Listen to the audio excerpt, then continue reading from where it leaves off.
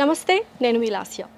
సివిల్స్కి prepare అవుతున్న IAS IPS కావాలని కలలు కంటున్న విద్యార్థులు అసలు ఎలా ప్రిపేర్ అవ్వాలి, ప్రిలిమ్స్ మెయిన్స్ పాస్ అయిన తర్వాత ఇంటర్వ్యూని ఎలా ఛాలెంజింగ్గా ఫేస్ చేయాలి, అన్నీ అయిన తర్వాత ఐఏఎస్లో ఐపీఎస్లో అయిన తర్వాత ఎటువంటి ఛాలెంజెస్ వస్తాయి, ఎటువంటి డిఫికల్ట్ టాస్క్స్ వస్తాయి, ఛాలెంజింగ్గా ఫేస్ చేయాలి అనే ముఖ్య అంశాల మీద చర్చించడమే ఈ విజన్ యొక్క ముఖ్య ఉద్దేశం. సో ఐఏఎస్ ఆస్పైరింగ్ స్టూడెంట్స్తో పాటు ఇన్స్పైరింగ్ గెస్ట్లు ఉన్నారు. ఐఏఎస్ ట్రైనర్, అలాగే personality development trainer, author, writer, motivational speaker Akella Raghavendra garu ఉన్నారు. అలాగే లైఫ్లో ఎన్నో ఇటువంటి ఛాలెంజెస్ని ఐఏఎస్గా ఫేస్ చేసి ఇప్పుడు హ్యాపీగా సమయస్ఫూర్తితో హ్యాపీగా retired IAS officer Prabhakar Reddy గారు ఉన్నారు. వారిని అడిగి ముచ్చటిద్దాం. నమస్కారం అండి.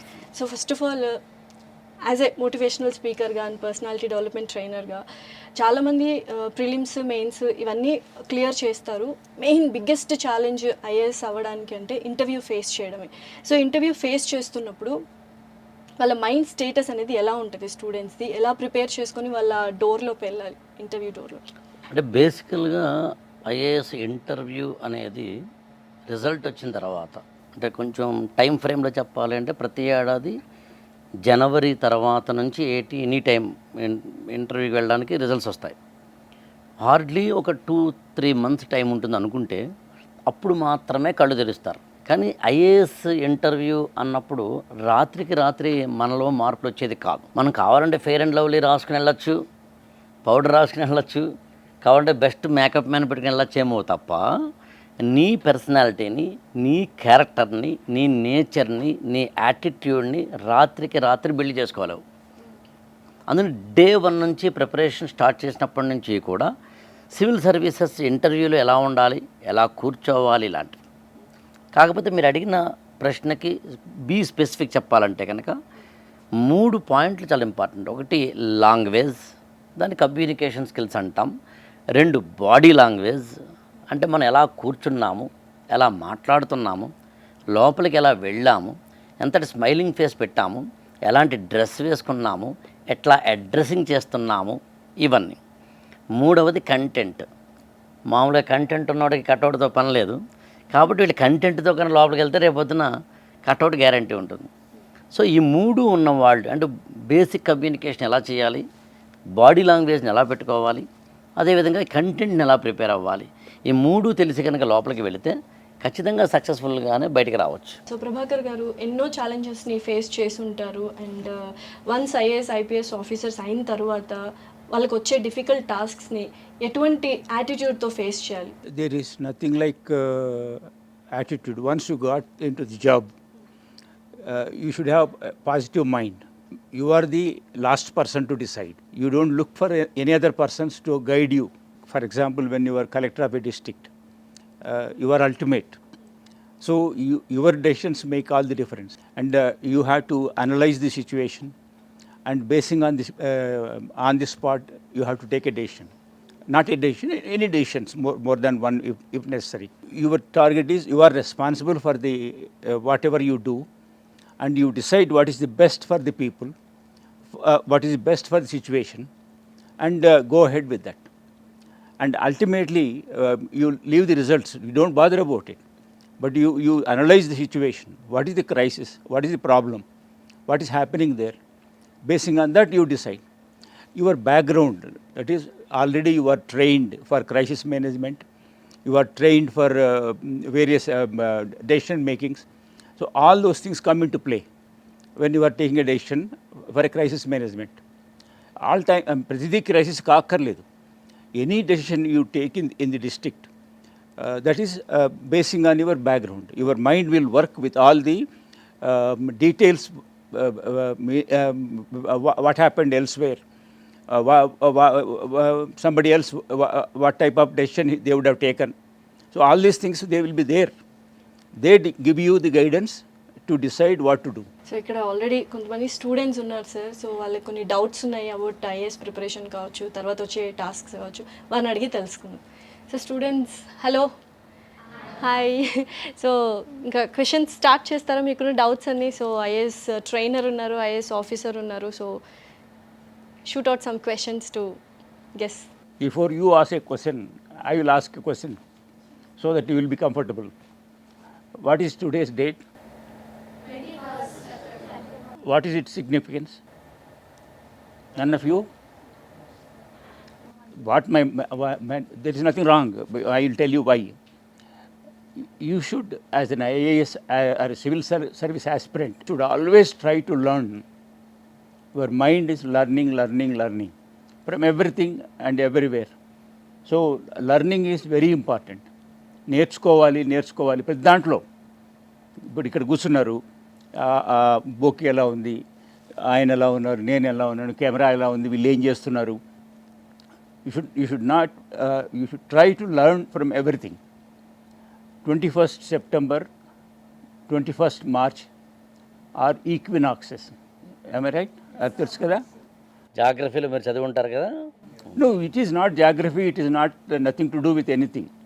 Just it is a part of our life.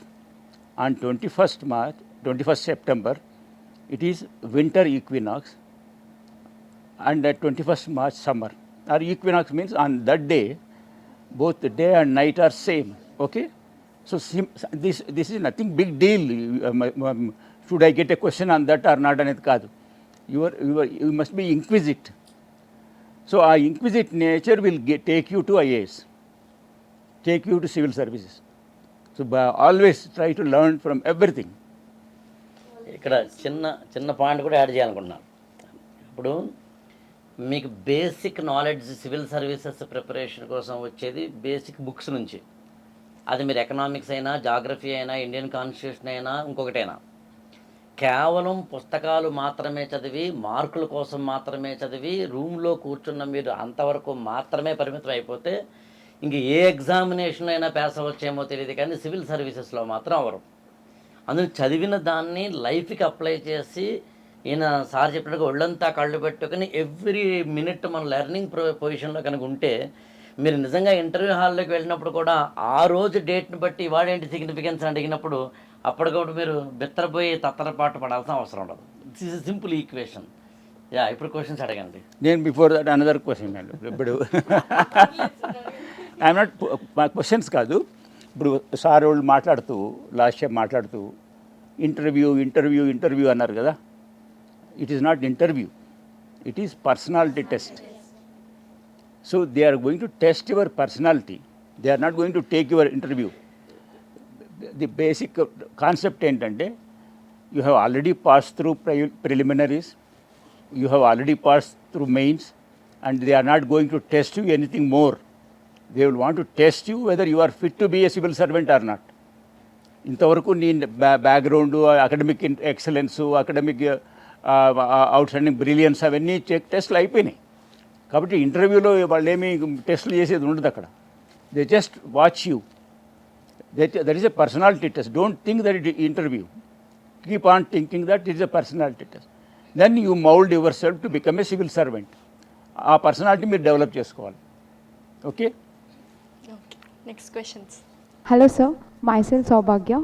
So my question is that after coming to the service, some or other way we need to face the pressure from the political leaders. So how to handle that situation? And from entire your service, how did you handle that situation? Basic thing, and you must always keep in mind that we are in a democracy. We are in a democracy means we have to, our bosses are political leaders. So when political leaders, they are top people, then you come. You are not top, you are secondary. Okay, in hierarchy. I don't say it's hierarchy, but you always look to the political boss to tell you what to do, what not to do. And the pressures, how to handle the political pressure. Political pressures అనేటివి అవి సాధారణంగా మనకు రావు అంటే ఎందుకంటే అలాంటిది ఏది define చేయలేము, ఏది పొలిటికల్ ప్రెషర్ ఏది కాదు అని చెప్పి. మనం జిల్లాలో పనిచేసేటప్పుడు, డివిజన్లో పనిచేసేటప్పుడు మనం ఒకటి డిసైడ్ చేస్తే మన లోకల్ ఉండే మినిస్టర్ గారో లేకపోతే ఎమ్మెల్యే గారోకో నచ్చదనుకోండి. So what you must try to do is అతనితో డిస్కస్ చేయాలి. నేను ఆఫీసర్ కాబట్టి నేను చెప్పిందే జరగాలి అనేది గీత గీసుకోకుండా you must try to convince him and also give appropriate importance to his opinion. ఆయన చెప్పింది ఆయన పొలిటికల్ లీడరు, ఆయన నా మీద ప్రెజర్ పెడుతున్నాడు, నేను ఎందుకు వినాలి, నేను కదా ఇక్కడ ఐఏఎస్ ఆఫీసర్నో, నేను కదా కలెక్టర్నో అనుకోవడం కాదు, రైట్ కాదనమాట. You should always give room for his opinion also. If is out and out workout కాని రకంగా మాట్లాడుతున్నాడు అనుకోండి, then you can conveniently say sorry sir, I will do this way, let us see what will be there. ఇంకా pressure వస్తుంది అనుకోండి, then you try to communicate to the chief minister office or concerned ministers. అప్పటికి pressure వచ్చింది అనుకోండి, you go ahead with your decision, provided you are totally convinced that what you are doing is right, without prejudice, without any other priorities, then you can get away with the problem. So ఒకవేళ అటువంటి సిచ్యువేషన్లో తర్వాత ఎటువంటి consequences face చేస్తే ఏమవుతుంది sir? ఏమి consequences ఉండవు. To my own experiences, when I was collector Warangal, there was a bridge to be constructed. Bridge need to be constructed very quickly, very quickly. Normally in government, the bridges or culverts or anything will be built over a period of time, something like 6 months, 1 year, 2 years, like that, depending upon the size, depending upon the estimate and cost. So here a bridge has to be constructed within 6 months. So I asked the minister concerned to permit me to go ahead and build it. Minister said you cannot do that in 6 months, forget about it. But it is required there. So what I did, I pursued it. Then let us say the bridge is to be required by February. I was requesting my minister in August. That is 6 months before the my requirement. But the minister said 6 months is not sufficient, minimum 1 or 2 years it takes, so forget about it. Then September, nothing happened. October, I managed to convince the chief minister, I want to do this. Luckily, he agreed, go ahead, and he said, go ahead. I said, I cannot do now. I need cabinet permission, because I had to violate all the established norms that are required to be considered before executing any work in the government. It is not my personal work. It is government work, and government money is involved. It is subject for audit by Controller and Auditor General. So all these things are there. So they need then tendering, lowest tenderer, then agreement, then starting of work. All these things are involved. And I am bypassing all of them. None of them can work, because tendering will take 3 months. All those. So, but I convinced the CM that I can go ahead without bothering about all the procedures. I cut short all the procedures. He agreed. This in September. October, nothing happened. November, CM himself asked the local people what happened to the bridge. They just don't know what happened between me and my chief minister. So December, only 2 months are left, and I am determined to go ahead with the construction. And the entire political leadership in Warangal district, local minister, local MP, local MLA, everybody is against. They are and including my own bosses and the administration, IAS officer. They said, why are you embarking on this type of stupid thing? You get your job, you lose your job. If it works, okay. If it doesn't work, this fellow has ulterior motive. You should not have attempted it. How can you build a bridge in 2 months? This was an entire thing. Political leaders were against, administrators were against, government secretariat was against. But believe me, I went ahead and completed in 37 days. So what I am saying is, here I withstood all the pressures. Nothing wrong in that, because I am convinced that this is required. And I made thorough inquiries, thorough preparations, everything. So when you want to go against the establishment, against political leaders, still you can do it. There is nothing wrong, provided you are totally convinced that yes, I am doing. Yes, this is required. Yes, I can face the consequences. So that type of commitment you should have. Then nothing wrong. Then nobody can stop you. No political leader or no boss, nothing will matter. But at the end of the day, the success of the pudding is in eating. You should be able to complete the job you have undertaken, provided all the rest of all the people should think, okay, this fellow is right and we are wrong. If they are right and you are wrong, be prepared to lose your job. Okay. Next question. As we know, in recent years, UPSC has been changing the pattern of questioning. In the recent years, it has been focusing more on comprehensive ability and comprehensive uh, personality of the aspirants. So this might be a burden for the student, for the aspirant, for interlinking the subjects and all. So how to handle this, and what is your take on this? అంటే burden గురించే మీరు అడుగుతున్నది, comprehension గురించా? యాక్చువల్గా ఏంటంటే 3 types of students ఉంటారు. ఒకటి ఏంటంటే కొంచెం బర్డెన్ తీసుకోగలిగి దాన్ని పాజిటివ్గా తీసుకుని ఛాలెంజ్గా తీసుకుని పోని వెళ్ళగలిగిన వాళ్ళు. ఇంకో కేటగిరీ ఏంటంటే ఎక్కడో నా వల్ల కాదు ఇది అని గివప్ ఇచ్చేవాళ్ళు. ఇంకా మూడో కేటగిరీ ఏంటంటే దాన్ని ప్రెషర్గా తీసుకునేవాళ్ళు. ఇక్కడ ఫస్ట్ అండ్ ఫార్మోస్ట్ పాయింట్ మీరు గమనించాల్సింది ఏంటంటే సివిల్ సర్వీసెస్ అనేది చాలా ఎస్టీమ్డ్ పొజిషన్లోకి వెళ్తున్నాం కాబట్టి, ఎస్టీమ్డ్ అంటే మాట్లాడుతుంది స్టేటస్ పరంగా కాదు, సర్వీస్ పరంగా, సమాజానికి ఉపయోగపడే, దేశానికి ఉపయోగపడే పరంగా వెళ్తున్నారు కాబట్టి కాంప్రహెన్సివ్గా ఇంటర్లింకింగ్ ఆఫ్ ద సబ్జెక్ట్స్ తోటి, కామన్ సెన్స్ తోటి, కొంచెం ఎబిలిటీస్ తోటి చదవాల్సి ఉంటుంది. ఇక్కడ ఎవరైతే వ్యక్తిగతంగా నాకు ఇంట్రెస్ట్ లేదు, ప్రిపరేషను మా అమ్మ చెప్పారని, మా నాన్న చెప్పారని, తప్పదు కాబట్టి అని ఇందులోకి వెళ్ళారో వాళ్ళకి బర్డెనో ప్రెషరో అవుతుంది. అట్లా కాకుండా మీరు కనుక దీన్ని ఇష్టపడడం మొదలు పెడితే, ప్రేమించడం మొదలు పెడితే, అంటే ఇంకొంచెం మీకు అర్థమని చెప్పాలంటే ఒక సినిమా చూస్తున్నప్పుడు యూఆర్ ఎంజాయింగ్, ఒక క్రికెట్ ఏదో చూస్తున్నప్పుడు చాలా ఎంజాయ్మెంట్ ఉంటుంది, ఫ్రెండ్ తోటి చాటింగ్ చేస్తున్నప్పుడు మీకు ఎనలేని ఆనందము ఉంటుంది.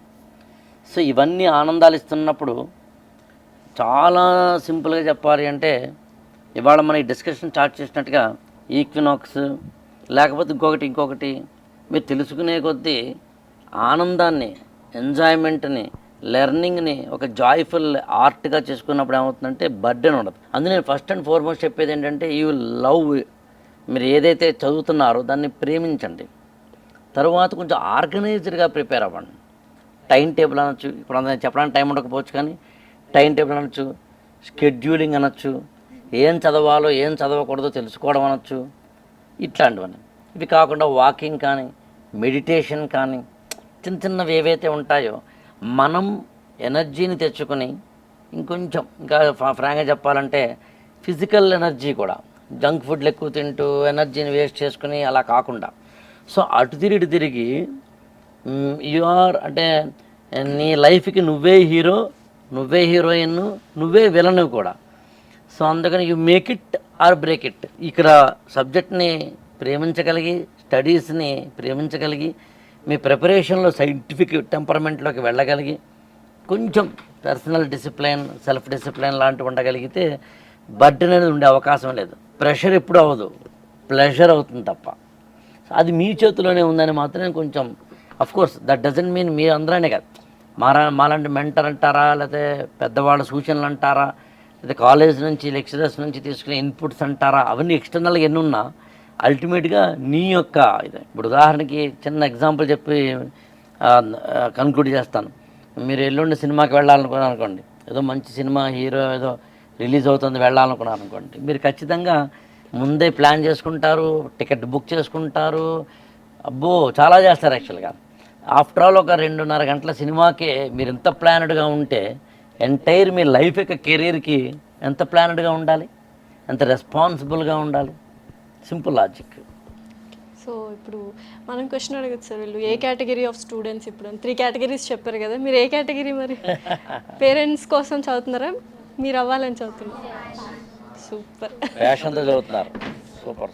డెఫినెట్లీ సక్సెస్ అవుతారు. So next question please. Hello sir, good afternoon. This is Sai Kalyani from D2. Sir, during the interview, if any question poses from the panel, what if I know only little information about that? Should I respond to that or should I remain silent? There is absolutely no problem. You can express in your answer that, sir, I am sorry, I don't know.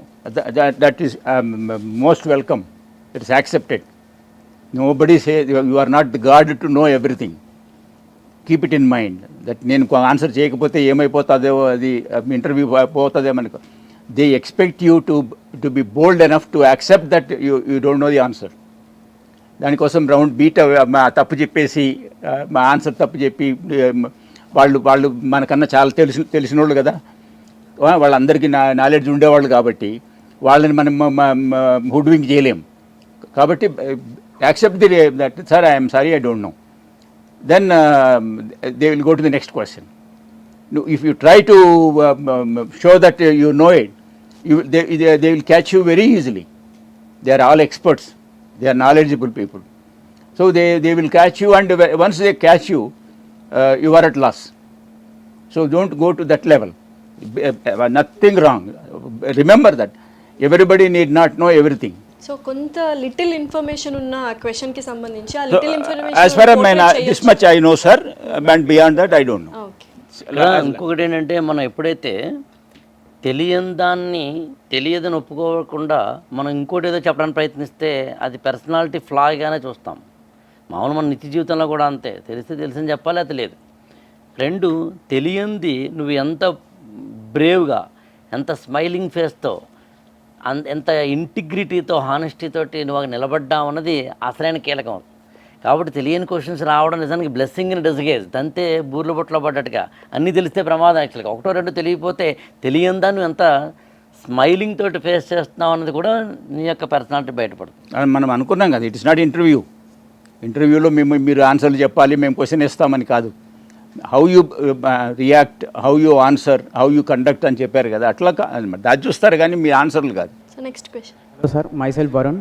Sir, కొంతమంది students ఫస్ట్లో UPSC preparation జోష్గా start చేస్తారు, అంటే హైప్గా start చేస్తారు. పోతున్న టైంలో 1 year లోపల వాళ్ళు Vyas syllabus చూసి జియోగ్రఫీ, హిస్టరీ ఇట్లా కన్సిస్టెన్సీ పోతుంది సార్. ఆ కన్సిస్టెన్సీ కోసం ఏమైనా ట్రిక్స్ ఏమన్నా ఉంటే? That question is for you, Raghavendra గారు.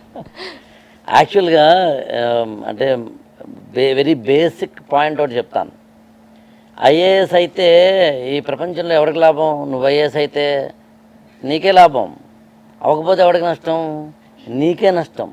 నీకు ఆ టెంపర్మెంట్ అను, ఇంట్రెస్ట్ అను డౌన్ఫాల్ అయిన ప్రతిసారి నువ్వు అద్దంలో చూసుకుని ప్రశ్నించుకోవాల్సిన ఒకే ఒక పాయింట్ ఏంటంటే, ఇది నీకోసం చేస్తున్నావు, ఇది నీకోసం మాత్రమే చేస్తున్నావు. అందుకని కన్సిస్టెంట్ ప్రిపరేషన్ లేదు అంటే అర్థం ఏంటంటే అది నీలో ఉన్న లోపం. కాకపోతే నువ్వు ఏదో టిప్సో ట్రిక్సో అడిగావు కాబట్టి నాకు తెలిసి ఒక 4 పనులు చేయండి లైఫ్లో. ఈ ఐఏఎస్కే కాదు, దేనికైనా ఉపయోగపడుతుంది. ఒకటి వెరీ సింపుల్ పాయింట్ ఏంటంటే, ఎప్పుడైనా కానీ నీ ఎనర్జీని డిసిపేషన్ అంటాం, అంటే నీ ఎనర్జీని తగ్గించడానికి, నీ ఎనర్జీని కోల్పోవడానికి ఏవైతే అడ్డం పడతాయో వాటిని దూరం పెట్టడమే. నువ్వు ఏదో పని చేయాలనుకుంటావు, పని చేసినప్పుడు నీ వల్ల కాదురా భయ్ అన్నవాళ్ళని దూరం పెట్టు. నువ్వు పని చేయాలనుకుంటావు, చదవాలనుకుంటావు, నీ వల్ల అయితే కాదురా భయ్ అన్నవాళ్ళని దూరం పెట్టు. The very first basic point అంటే నెగిటివ్ థాట్స్ నీలోకి రా, నీకు నెగిటివ్ థాట్స్ ఉన్నవాళ్ళని నీ చుట్టూ లేకుండా చూసుకో. రెండవది, సాధారణంగా సివిల్ సర్వీసెస్ ప్రిపరేషన్లో ఎవరో ఒక మెంటార్, అది మీ కాలేజీలో లెక్చరర్ కావచ్చు, ఇట్లాంటి రిటైర్డ్ ఆఫీసర్స్ కావచ్చు, మీ అన్నయ్య కావచ్చు, మీ అక్కయ్య కావచ్చు, ఎవరో ఒక మెంటార్ నిరంతరం మనకి ఎలాగైతే సెల్ ఫోన్కి ఛార్జ్ అయిపోతే ఆ కేబుల్ను సాకెట్ చెట్టు ఉండాలి, అలా ఒకటి ఉండాలి. ఇక మూడవది, మీరు చదువుతున్న ప్రతిసారి కూడా వాటిని అర్థం చేసుకుంటూ చదివితేను, వాటిని ప్రేమిస్తూ చదివితేను, వాటిని ఆనందిస్తూ చదివితేను ఇంకా ఎక్కువ ఎనర్జీ వస్తుంది. ఇంకా నాలుగవది, సింపుల్ హ్యాబిట్స్ కొన్ని, మామూలుగా ఇంగ్లీష్లో అయితే ద అటామిక్ హ్యాబిట్స్ అని ఇంగ్లీష్లో చిన్న పుస్తకం ఉంది. చిన్న చిన్న హ్యాబిట్సే. రాత్రి పడుకునే ముందు కాస్త డైరీ లాంటిది రాసుకొని ఉదయం నుంచి ఏం చదివావు అనేది రాసుకో. రాత్రి పడుకున్న తర్వాత దుప్పటి ముసుగేసిన తర్వాత మొత్తం ప్రపంచాన్ని మర్చిపోయి నిన్ను నువ్వు ఒకసారి ఉదయం నుంచి ఏం చదివాను, రేపు ఏం చదవాలి, నేనేంటి అని అనుకుంటూ ఉండు. మార్నింగ్ లేచినప్పటి నుంచి రాత్రి వరకు నిన్ను ఎనర్జైజ్ చేసే హ్యాబిట్స్ని పెంపొందింప చేసుకునే ప్రయత్నం చేయి. ఇవన్నీ చేస్తే నాకు తెలిసి సివిల్ సర్వీస్ ప్రిపరేషనే కాదు, ఏ పని స్టార్ట్ చేసినా కూడా.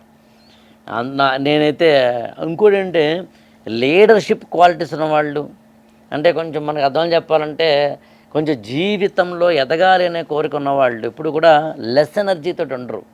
డల్ మూమెంటు, బాధపడుతూ ఇప్పుడు మొత్తం ప్రపంచంలో అన్ని రోగాలు నా నెత్తి మీద ఉన్నాయన్నట్టుగా ఉండరు. యాక్చువల్గా మీరు దేశాధినేతలను చూడండి, ప్రధానమంత్రిని కానీ మరొక చూడండి, వాళ్ళు నడిచేటప్పుడు కానీ, మాట్లాడేటప్పుడు కానీ, వెళ్ళేటప్పుడు కానీ ప్రతి చోట యాక్టివ్గా ఉంటారు. వాళ్ళు పొద్దునే లేచి కాస్త లేవండి సరే వాళ్ళు మీరు పార్లమెంట్కి వెళ్ళాలని ఎవరు అనట్లేదు. సో అందుకని మీరు స్వామి వివేకం చెప్పినట్టుగా సమస్త బాధ్యతలని నీ భుజస్కంధాల మీద వేసుకో, నిన్ను మించిన హీరో లేడు అంటారనమాట. So have that. ఇప్పుడు మీరు అన్నట్టు సింగిల్ అటెంప్ట్లో క్లియర్ చేసిన వాళ్ళు చాలామంది ఉన్నారు, ఐఏఎస్ వాళ్ళు, ఐపీఎస్ వాళ్ళు. ఒకవేళ చాలామంది అటెంప్ట్స్ ఇస్తూ ఉంటారు అండ్ మీ అకాడమీలో మీరు చూస్తూ ఉంటారు స్టూడెంట్స్ని, అటువంటి వాళ్ళు కన్సిస్టెంట్గా ఇంట్రెస్ట్ని ఎలాగా ఇన్హిబిట్ చేసుకోవాలి సార్? ఇక్కడ ఏంటంటేనండి, సివిల్ సర్వీసెస్ ప్రిపరేషన్లో ఒక ఒక ఒక అటెంప్ట్లోనే అయిపోవాలి, సింగిల్ అటెంప్ట్లోనే అయిపోవాలి అనేది ఒక మిత్. అయితే ఓకే, అవ్వకపోతే నష్టం లేదు. ఎప్పుడు వచ్చామని కాదన్నయ్య, బుల్లెట్ దిగిందా లేదా అన్నది, అట్లా ఎప్పటికైనా అవ్వచ్చు. రెండు, ప్రతి అటెంప్ట్లోనూ ఆ అటెంప్ట్ మిస్ అయ్యాము అంటే ఏవో కొన్ని పాజిటివ్స్ ఏవో కొన్ని నెగిటివ్స్ చేసామని అర్థం. చేసిన నెగిటివ్స్ని అర్థం చేసుకొని ఒక మెంటర్ని కలిసి ఎక్కడెక్కడ ఏం మిస్టేక్ చేశారని తెలుసుకొని మళ్ళీ రీఎనర్జైజ్ అవ్వడం. ఇంకొకటి ఏంటంటే, మీరు గతంలో ఒక 10 ఏళ్ళుగానో 15 ఏళ్ళుగానో చూస్తే ఒక అటెంప్ట్లో అయిన వాళ్ళు ఉన్నారు, 5-6 అటెంప్ట్ అయిన వాళ్ళు ఉన్నారు, 3 సార్లు 4 సార్లు ప్రిలిమినరీ ఫెయిల్ అయిపోయి. ఇక్కడ పేరు చెప్తే బాగుంది కూడా చెప్పట్లేదు, కానీ వాళ్ళు ఆంధ్రప్రదేశ్ గవర్నమెంట్లో పనిచేస్తున్న త్రిపుర క్యాడర్ ఐపీఎస్ ఆఫీసరు. అతను మొదటి 3 అటెంప్ట్లు కూడా ప్రిలిమినరీ ఫెయిల్ అయిపోయాడు. అయిపోయిన తర్వాత లాస్ట్ అటెంప్టే ఉంది, అప్పట్లో 4 అటెంప్ట్స్ ఉన్నాయి ఓసీకి. 4th అటెంప్ట్లో ఇంటర్వ్యూకి వెళ్ళి, అంటే ప్రిలిమినరీ రాసి మెయిన్స్ రాసి ఇంటర్వ్యూకి వెళ్ళి 42nd ర్యాంక్ లైక్ దట్ తెచ్చుకుని ఐపీఎస్ వచ్చాడు. సో మిరాకిల్ జరుగుతాయి, జరగాల్సిందే అన్నట్టుగా ఉండాలి.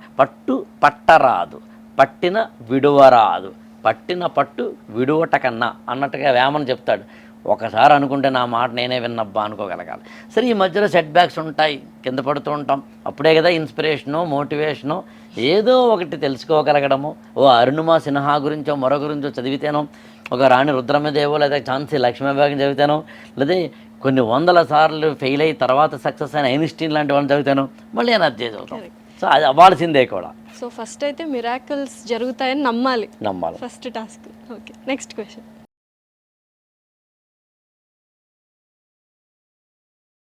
This is Sai Teja sir. So sir, ఏం లేదు, after clearing the mains and aspirant how he should handle the pre interview pressure, అంటే ఆ హాల్ దగ్గరికి వెళ్ళినప్పుడు ఆ ప్రెషర్ తన పైన ఏదైతే ఉంటుందో దాన్ని ఎలా హ్యాండిల్ చేయాలి? ముందుగా ఐ థింక్ మీరు విజువల్లీ ఛాలెంజ్డా అండి, అంటే పార్షియలా అలా కంప్లీట్? ఇక్కడ అవుట్ ఆఫ్ ద ఇదైనా కూడా చెప్తున్నానండి, మీరు ఉన్నారు కాబట్టి. సివిల్ సర్వీసెస్కి ప్రిపేర్ అవుతున్న విజువల్లీ ఛాలెంజ్డ్ స్టూడెంట్స్ కానీ లేదా ఫిజికల్లీ ఛాలెంజ్డ్ స్టూడెంట్స్ కానీ ఐఏఎస్ ఎంటైర్ మెటీరియల్ని బ్రెయిలీలోకి తీసుకురావడం జరిగిందండి 2017లో. ఫిజికల్లీ ఛాలెంజ్డ్ వారంటే మిగతా ఏదైతే ఉంటాయో వాళ్ళకైతే కనుక ఆడియో రూపంలోకి తీసుకురావడం జరిగింది. విజువల్లీ ఛాలెంజ్ వరకు అయితే కనుక బ్రెయిలీలోకి తీసుకురావడం జరిగింది. ద ఎంటైర్ ఇండియాలో అది చేసింది ఒకే వ్యక్తిని, చాలా వినమ్రంగా చెప్తున్నాను, నేనే ద ఓన్లీ వన్ పర్సన్. అది you can browse in internet also. అంటే మీకు హెల్ప్ చేయాలనే ఉద్దేశంతో చెప్పాను తప్ప నాట్ ఎనీథింగ్ ఎల్స్. సరే, pre interview or pre personality test phase అని మీరైతే అన్నారో దానికి నేను ఫస్ట్ అండ్ ఫార్మోస్ట్ చెప్తానంటే, మనం ఎప్పుడైతే రిజల్ట్ మీద దృష్టి పెడతామో అప్పుడు ప్రెషర్ స్టార్ట్ అవుతుంది. ఇప్పుడు ఇక్కడ కూర్చుని ఈ అమ్మాయి నేను బాగా ఉన్నాను లేదా, ఈ మాట బాగా మాట్లాడుతున్నాను లేదా, బాగానే వస్తున్నాను లేదా, బాగానే అడుగుతున్నాను లేదా, ఇంతమంది కాబోయే ఐఏఎస్ ఆఫీసర్లు ఆల్రెడీ ఆఫీసర్ ఇక్కడ ఉన్నారు ఇంతమంది మధ్యన అని కనుక ఎన్ని వ్యూస్ వస్తాయి, ఎంతమంది సబ్స్క్రైబర్లు వస్తారు, అక్కడ ఉంటే ఏమవుతుందంటే ప్రెషర్ స్టార్ట్ అవుతుంది. కాదు, నేను చేస్తున్న ఈ పనిలో నిమగ్నమై రేపు పక్కన పెడదాం, అది బోనస్, ఇవాళ ఏదైతే చేస్తున్నానో ఇది నాకు ఇంపార్టెంట్ అనుకున్నప్పుడు ప్రెషర్ రాదు. అందుకని ప్రీ ఇంటర్వ్యూ ఫేజ్లో సాధారణంగా ఒక స్టూడెంట్కి 2 రకాల భయాలు ఉంటాయి. ఒకటేంటంటే, ఇక్కడ దాకా వచ్చాను, లాస్ట్ మినిట్లో ఏదో నోటి దాకా వచ్చిన కూడు ఉంటుందా పోతుందనే భయం ఒకటి. రెండవది ఏంటంటే, ఇక్కడ నేను ఇంటర్వ్యూలో ఏమడుగుతారు ప్రశ్నలు, ఏంటో నేను పుట్టిన ఊరు అడుగుతారా, మా అమ్మగారి పేరు అడుగుతారా, మా నాన్న పేరు అడుగుతారా, అసలు ఏమడుగుతారు లాంటివి. దానికి ఏమన్నా మళ్ళీ 2 solutions.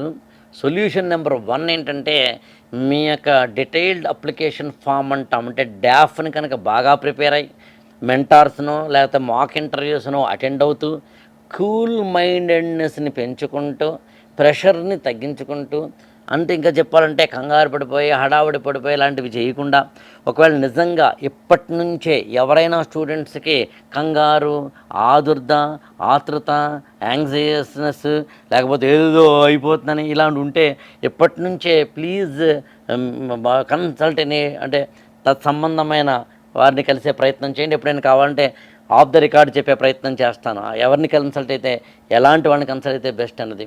But one thing is sure, pressure అనేది మన హార్మోన్లకు సంబంధించింది కాబట్టి దాన్ని కూడా అర్థం చేసుకోగలిగి ఉండాలని చెప్పడానికి నా ఉద్దేశం. ప్రీ పర్సనాలిటీ టెస్ట్ ఫేజ్లో మొదటిది మీ డాఫ్ మీద కాన్సన్ట్రేట్ చేసి ప్రిపేర్ అయితే సరిపోతుంది. రెండవది ఏంటంటే రిజల్ట్ రావడం రాకపోవడం మీద దృష్టి తగ్గించండి. అది ఇప్పటి నుంచి స్టార్ట్ చేయండి.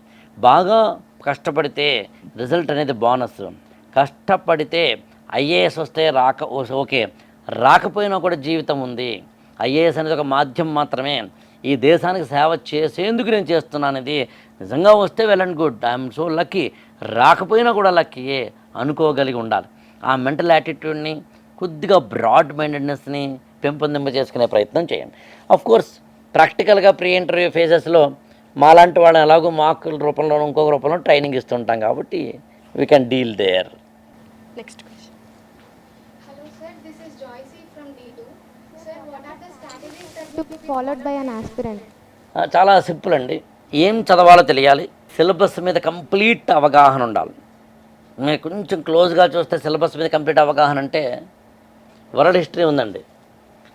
మీకు వరల్డ్ హిస్టరీ అంటే ప్రపంచ చరిత్ర. ప్రపంచ చరిత్ర అంటే ఏంటి? ఇప్పుడు ఆదిమ మానవుడి నుంచి ఇవాటి వరకు ఎన్నో చదవాలి అక్కర్లేదు. సిలబస్లో industrialisation, colonisation, decolonisation, World War I, World War II అని ఏం చదవాలో స్పెసిఫిక్గా చెప్తాడు. అవి చదివితే సరిపోతుంది. పోస్ట్ ఇండిపెండెంట్ ఎరా అంటాడు అని ప్రధానమైన అన్ని ఘట్టాలు చదవమంటాడు. All the very basic and important incidents happened in post independent era అని అర్థం. అంటే ఏం చదువుతాం? ఇలాంటి వాటిని మీరు ముందుగా తెలుసుకోవాల్సింది. ఏదో కొండలా కోర్సు ఉంది, ఎంతకీ తగ్గనుంది, ఏందిరో వింత గొడవ అని బాధపడాల్సిన అవసరం లేకుండా సిలబస్ అనేది ఇక్కడ చాలా సింపుల్ ఉంది, గుర్తుంచుకోండి. సిలబస్ మీద అవగాహన, చదవాల్సిన పుస్తకాలు చదవండి, చదవకూడనివి వద్దు అని డిసైడ్ అవ్వండి. ఎన్సీఆర్టీ చదవాలా, లక్ష్మీకాంత్ బుక్ చదవాలా, XYZ, that is a different story. But చదవాల్సింటే తెలుసుకోండి, చదవకూడని తెలుసుకోండి. 3 వచ్చేసి రైటింగ్ స్కిల్. రోజు చక్కగా డైరీ పెట్టుకోండి. మనకి ఈ మధ్యన టెక్స్టింగ్ అలవాటైంది. ప్రతిదాన్ని టెక్స్ట్ చేస్తున్నప్పుడు ఈ స్మార్ట్ ఫోన్ వచ్చిన తర్వాత మీరు గమనించే ఉంటారు, అసలు గుడ్ మార్నింగ్ కొడవాల్సిన అవసరం లేదు. నువ్వు ఇప్పుడు అంటే గుడ్ మార్నింగ్ అంటే జీ అని కొడితే అదే ఇచ్చుకుంటుంది. గుడ్ మార్నింగ్, ఇతరత్ర డియర్, తొక్క, తోటకూర, ఎవ్రీథింగ్ ఇస్తున్నారు. నువ్వు ఏం చేస్తున్నావు అంటే జస్ట్ దాన్ని చాయిస్ తీసుకుంటున్నావు అంతే. దానివల్ల ఉపయోగం ఏముంది? రాయ్, రాత్రి డైరీ రాయ్. ఇవాళ వచ్చారు ఇక్కడికి, ఒక అందమైన వాతావరణాన్ని, కొత్త ఎక్స్పీరియన్స్ని ప్లీజ్ రైట్ డౌన్. అది ఇంగ్లీష్ అయితే ఇంగ్లీషు, తెలుగు అయితే తెలుగు, హిందీ అయితే హిందీ. అప్పుడు మీకు తెలియకుండా మీ భావాలు ఎక్స్ప్రెస్ చేయగలుగుతున్నారు. తర్వాత వచ్చేసి కాస్తో కూస్తో మంచి న్యూస్ పేపర్ చదవడం. తర్వాత very important point, old question papers చూడడం. ఇక్కడ సందర్భం వచ్చింది కూడా చెప్తున్నానండి. ఓల్డ్ క్వశ్చన్ పేపర్స్ కనుక గత 30 ఏళ్ళది చూస్తే అందులో కనీసం 5% క్వశ్చన్స్ యాజ్ ఇట్ ఈస్గా రిపీట్ అవుతాయి. ఉదాహరణ మీకు చంద్రగుప్త మౌర్యుడి గురించి ఒక క్వశ్చన్ వచ్చింది అనుకుందాం, 2004. చంద్రగుప్త మౌర్యుడికి సంబంధించిన ఆ క్వశ్చన్లో 4 ఏవో కిందన ఆప్షన్స్ ఇస్తాడు. ఈ ఆప్షన్సే 2009లోనో 10లోనో క్వశ్చన్ అవుతుంది. అందులో ఉన్న ఆప్షన్సే మళ్ళీ 2013లోనో 14లో ఇంకో క్వశ్చన్ అవుతుంది. అంటే పాత ప్రశ్న పత్రాలని కనుక నువ్వు కాస్త జాగ్రత్తగా చదవగలిగితే, అంటే కొంచెం మనకు అర్థం అవ్వాలి చెప్పాలంటే, కళ్ళు ఉన్నాడు ముందు చూస్తాడు, దిమాగు ఉన్నాడు దునియా మొత్తం చూస్తాడు, కానీ నువ్వు కొంచెం దిమాగుతో చదివితే సరిపోతుంది. సో ఇలాంటి కొన్ని స్ట్రాటజీస్ని, టిప్స్ని తీసుకుంటే పెద్ద కష్టమేం కాదు. Next question. Myself G. Sirisha. I'm from degree second year. Sir, as you are in service for these many years, maybe you have observed some loopholes in the system. What reforms should be brought to make our administrative system effective, sir? Actually, per se, there are no loopholes because civil service is nearly 200 years old. ముందు మనకు independence వచ్చిన తర్వాత 75 ఏళ్ళు, అంతకుముందు ఒక 75-80 ఏళ్ళ ముందు నుంచి ఇండియన్ సివిల్ సర్వీస్ ఉండేది. మనం వచ్చిన తర్వాత ఇండియన్ అడ్మినిస్ట్రేటివ్ సర్వీస్ వచ్చింది. కాబట్టి దీంట్లో లూప్ హోల్స్ లాంటివి ఏమి ఉండవు. It's only personalities. Who is handling which post. So ఆ పర్సనాలిటీలో ఏదైనా వీక్నెస్ ఉంటే అతనిలో ఏదైనా లూప్ హోల్ ఉంటే అదే లూప్ హోల్, అంతేగాని సిస్టంలో ఏముండవు. సిస్టమ్ ఏమిటంటే యాక్చువల్గా మిమ్మల్ని సెలెక్ట్ చేసి అక్కడ పెట్టిన తర్వాత it is open mind, it is not frigid, you must do this and you should not do this అనేది ఉండదు. You are there to serve the society, you are there to execute to do whatever the policies that are determined by the political party or political government in power. So you have to bridge the gap. That is, one side you have the people who tell you what to do, society ki em cheyagalutharani. దీంట్లో different people will do different way, but loop holes అనేటివి ఎప్పుడు ఉండవు. Sir మీ దగ్గర చాలామంది ట్రైనింగ్కి వస్తూ ఉంటారు. So కొన్ని ప్రాబ్లమ్స్తో కూడా ఇలా జరుగుతుంది సార్, ఏం చేయమంటారు? అటువంటి ప్రాబ్లమ్స్ ఏమున్నాయి సార్ కామన్గా? అంటే స్టూడెంట్స్ ఉండే ప్రాబ్లమ్స్ అంటారు. ప్రాబ్లమ్స్ ఒకటేమో ఫినాన్షియల్ ప్రాబ్లమ్స్ అండి. నేను బాగా అబ్జర్వ్ చేసిన వాటిల్లో స్టూడెంట్స్ ఇళ్లల్లో ఉండే ఫినాన్షియల్ ప్రాబ్లమ్స్ని ఇక్కడ హాస్టల్స్లో ఉండాల్సి వచ్చి ఫీజు టైంకి కట్టలేని పరిస్థితో లేదా ఇతరత్ర అదొకటి. వాటిని నేనైతే ఏమంటానంటే, ఒకసారి హైదరాబాద్ వచ్చావు లేదా కోచింగ్కి వచ్చావు, కోచింగ్లో ఉన్నావు, అవన్నీ పక్కన పెట్టేసి పేరెంట్స్ వాళ్ళ యొక్క పాటలేదు వాళ్ళు పడినా నేను చదివిస్తున్నారు కదా, వాళ్ళు కట్టుతున్న ప్రతి పైసాకి నువ్వు న్యాయం చేయి. ప్రతి పైసాకి న్యాయం చేయాలంటే ప్రతి సెకండ్ని నువ్వు సివిల్స్కి మాత్రమే వినియోగించాలి. ఆ డ్యూటీ మైండెడ్గా ఉండమని చెప్పడం జరుగుతుంటుంది. కొంతవరకు రెండవ ప్రాబ్లం ఏంటంటేనండి యాటిట్యూడ్నల్ ప్రాబ్లమ్స్. కొంతమంది వెంటనే ఐఏఎస్ అయిపోతాను అనే గర్వంతో ఉంటారు, కొంతమంది ఎప్పటికీ ఐఏఎస్ అవనండి అనే లో కాన్ఫిడెన్స్ జోన్లో ఉంటారు. నేనైతే ఏమంటానంటే, అసలు అవుతానా లేదా అనే దాన్ని పక్కన పెట్టేసి ప్రిపరేషన్ బాగా చేస్తున్నానా లేదా అని దృష్టి పెట్టమంటాను. చాలామంది ఇవాళ నువ్వు బాగా ప్రిపేర్ అవ్వు, నువ్వు బాగా ప్రిపేర్ అవ్వడం అంటే ఏంటి, దానికి 3 కోణాలు ఉంటాయండి. ఒకటి, ఏం చదవాలో ఏం చదవకూడదో తెలుస్తుందా లేదా నీకు. 2, నువ్వు సరైన మెంటార్నో సరైన గైడ్ను కోచ్ను లేకపోతే ఎవరైనా సరైన ప్రిపరేషన్ మాడ్యూల్స్నో పెట్టుకున్నావా లేదా. 3, టైంని యూటిలైజ్ చేసుకుంటున్నావా లేదా. ఈ 3 ఉంటే ఆటోమేటిక్గా నీ యాటిట్యూడ్లో whether I get or not అనే ఇన్ఫీరియారిటీ కాంప్లెక్స్ ఉండదు, నాకు ఎదుగు రా సార్ అనే ఓవర్ కాన్ఫిడెన్స్ ఉండదు. అలాగే ఇంకోటి ఏంటంటే, మూడవది ఫ్రెండ్షిప్ ప్రాబ్లమ్స్. ఇక్కడికి వచ్చిన తర్వాత వాళ్ళతోటి వీళ్ళతోటి ఫ్రెండ్షిప్ చేస్తూ ఫ్రెండ్స్ని కలిగి ఉండి చాటింగ్ చేసుకుంటూ మెసేజ్లు చేసుకుంటూ ఒక ఫాల్స్ మేనియాలో పడిపోయి ఏదో చిన్న సెల్ఫీ తీసుకుని ఫేస్బుక్లో పెట్టి ఎన్ని లైక్లు వచ్చాయి ఎన్ని షేర్లు వచ్చాయని ఇలాంటి వాటిలోంచి బయటపడమని కోరతాం. సో ఇలాంటి ప్రాబ్లమ్స్ మేము ఎక్కువగా చూసేదైతే. కొంతమందికి మెమరీ లేదని కొంత అంటుంటారు, నేను ఎందుకో నమ్మను దాన్ని.